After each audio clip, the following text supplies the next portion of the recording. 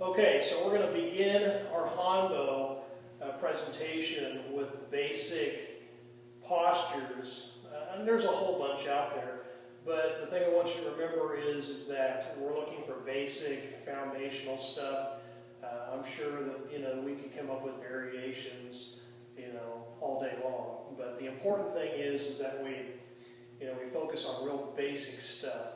Now again, most of the time you're not going to walk around on the street with a stick in your hand. Obviously it will draw unwanted attention to yourself. One of the things that I equate this to is a cane. Everything that applies with a Hanbo also applies with a cane. You remember, the rounded end cane where, people can walk using this for assistance.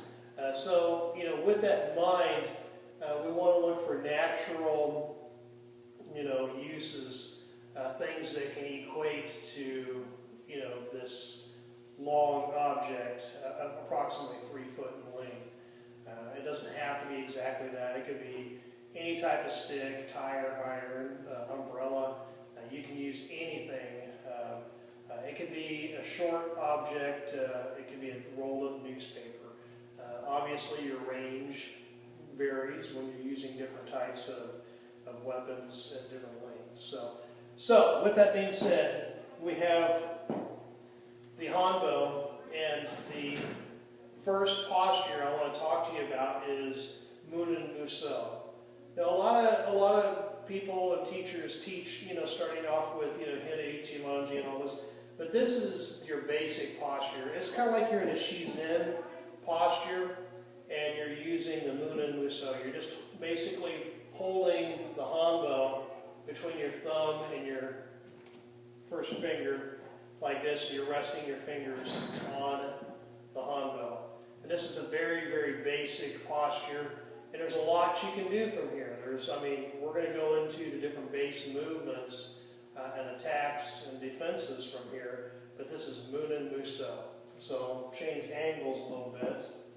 And I look at Munin Muso as like you're using this as a walking cane. If it were a longer bow staff, you would be holding it like this, and you'd use it for support as you're walking as well. So you have a very, very basic posture of Munin Muso. And from this angle, Munin Muso. Okay, another posture that's very, very common is we call the Hida Ichimonji. Now you recall Hida being, a flat posture, a receiving posture. Well, the Hida Ichimonji posture is simply here. Now, some things you want to keep in mind is we don't put our thumbs on the stick. Obviously, that limits our range of motion. And another thing is most of your grasp is on the last 3 fingers of your hand. And your index fingers are a little bit looser, and you're not doing a death grip on the Hanbo itself. So from here we have Hida Ichimonji. Now, another version of Hida Ichimonji is when you step back into an Ichimonji posture, but you're still kind of in a flat posture here.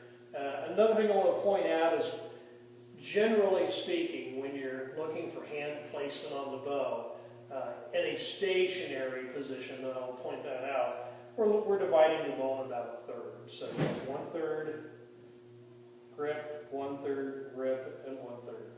So you're going to be 1/3 in from each end in a comfortable grip on the position. Now the thing is you don't want to grasp this to where your knuckles are turning white. This is a live weapon. This is things that you're going to slide your hand on. So I don't want you to think that you can only keep your hand in this position while you're doing your techniques. That greatly inhibits your ability to be flexible, to extend or decrease the range of the weapon. So from here, Hida Ichimonji. Now, as you recall, the Ichimonji posture, we're simply going to step back here. And we're just basically relaxing this here at the same about hip, even with your hips right here. Okay?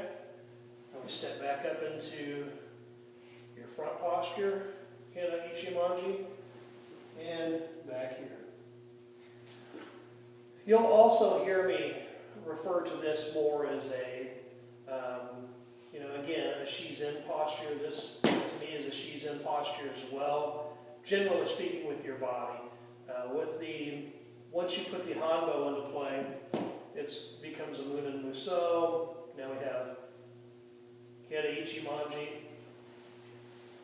Hida Ichimonji, back up. On the other side, Hida Ichimonji. Now, there are obviously different ranges and things like this. If I'm stepping back into a Hida Ichimonji and I want to ward off an attack, I may come out here. And so we're going to talk about postures and movement in the next category or next section of this video.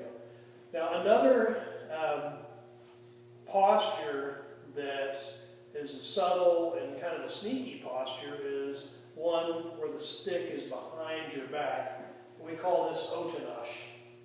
Otanash. Okay. Now from here,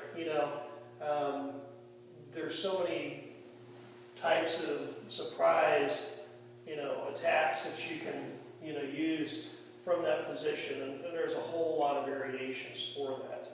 So that's just another posture that we're going to cover. Obviously we're going to go over some material later. Now, let's talk about sliding the hand on a Hanbo.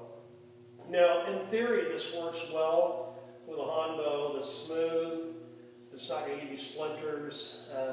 If you're training and you have a Hanbo that's getting beat up and rough, you want to be careful with that because you're sliding your hand on this. You don't want to get your hands tore up or get splinters. However, with that being said, you need to understand that there will be times where your hand placement is going to change.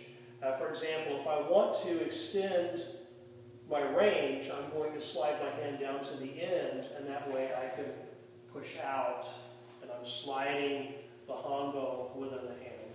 So we're going to talk a lot more about that in the next section with the different types of strikes and movements, and I'll break that down a little bit